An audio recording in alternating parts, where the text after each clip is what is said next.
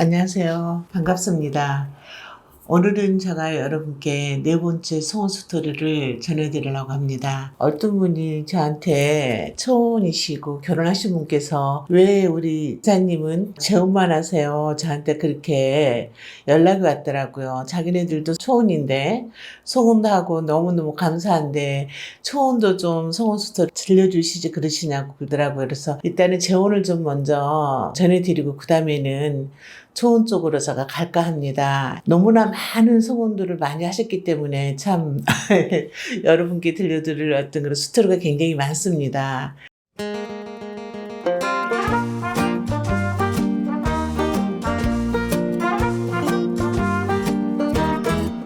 참 이분들도 두 분 다 사별하시는 분이세요. 남성 회원님은 봉천동에 그 당시 거주하셨고요. 여성 회원님은 인천에서 거주하셨어요. 남성 회원님은 68세고 여성분은 그 당시에 한 60세로 제가 알고 있었고요.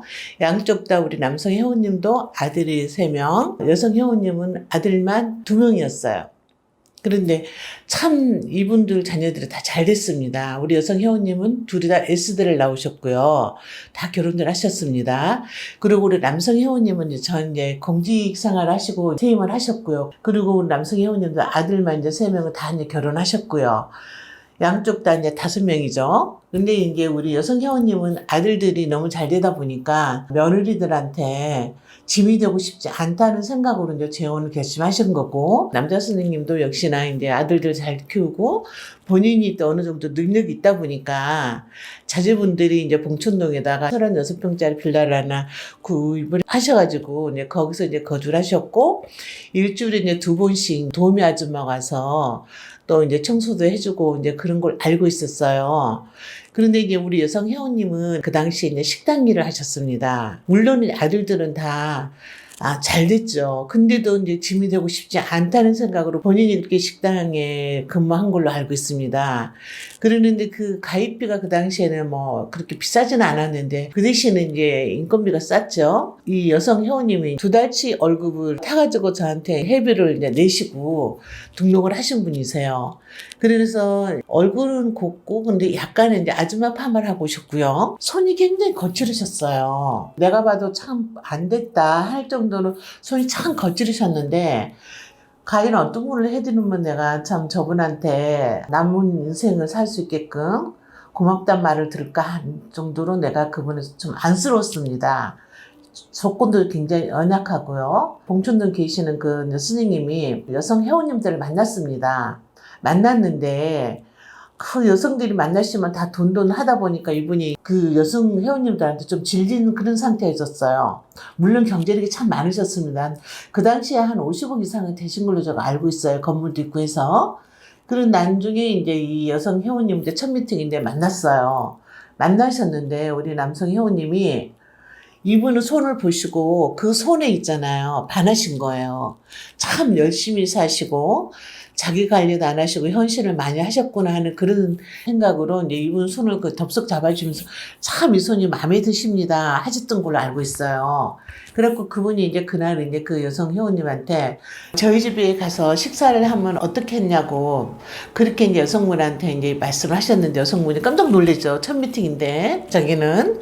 그러는데 오늘은 실은 저희 집이 도우미 아줌마가 오시는 날이니까 그거 부담 갖지 마시고 가자고 말씀을 하셨대요. 그런데 그 여성분이 갔어요.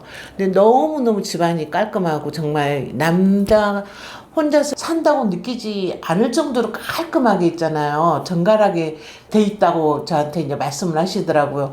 자기가 봐도 자기는 그렇게 살림을 못 살 것 같은데 너무 며느리들이 주기적으로 와서 살림을 도와주고 청소도 해주고 하는 것 같아요. 물론 도우미 아줌마는 계시지만 그렇게 며느리들 잘 두신 것 같더라. 이제 저한테 말씀을 해주시더라고요. 근데 이 이제 선생님이 그 다음날 이제 제주도 여행을 가자고 말씀을 또 하셨나 봐요. 그때 여성분이 저한테 전화 와서 깜짝 놀래요. 그래서 내가 농담으로 혼인신고를 해주시면 간다고 말씀을 하세요. 그랬더니 이제 남성분 다음날 이제 혼인신고를 정말 하신 거예요. 하시고 이제 제주도 여행을 갔다 와서 이제 자제분들을 이제 다 불러다 놓고 이분하고 내가 결혼을 할 거다.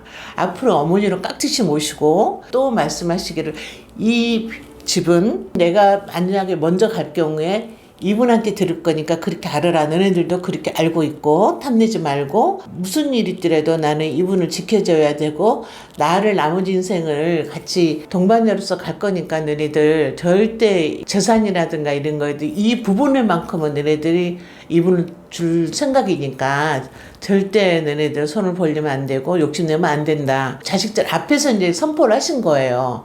그렇게 해가지고 이제 재혼을 했습니다. 그분하고.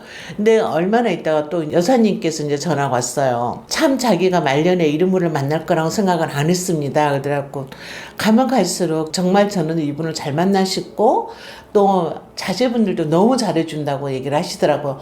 어머니라고 또 말씀을 또 그렇게 며느리들이 존칭을 해주니까 자기가 너무 큰 복을 받으신 것 같다. 그러면서 저한테 감사하다고 연락이 왔어요. 재혼을 꿈꾸고 계시는 우리 여성 회원님들이나 남성분들이 있잖아요. 재혼은 어려운 건 아닙니다. 하지만 내가 가한 욕심을 불렸을 때는 좀 어려워요. 하지만 마음을 비우시고 정말 이 정도면 괜찮겠다는 바람으로 있잖아요. 누구를 만나세요. 정말 좋은 분도 많고 좋은 남자 좋은 여성분들도 많이 있습니다. 그러니까 우리 같이 노력을 할 수 있게끔 기회를 가져보고요. 저희 회사로도 전화 주시고요. 저한테 필히 또 전화 주시면은 보다 나은 이상형이라든가 또 재혼을 꿈꾸신 분들한테는 말년에 정말 이런 분을 만났구나 할 정도로 고마움을 표시할 수 있는 그런 배우자를 찾아드리겠습니다. 여러분들 연락 주세요. 또 이제 다음 영상 때는 제가 초혼 여성에 있잖아요. 적극적인 노력으로 결혼하신 소리를 제가 또 알려드리겠습니다. 진짜 적극적인 사랑을 해야 된다는 걸 여러분께 또 들려드리고 싶고요. 다음 영상 때 또 뵙겠습니다. 감사합니다.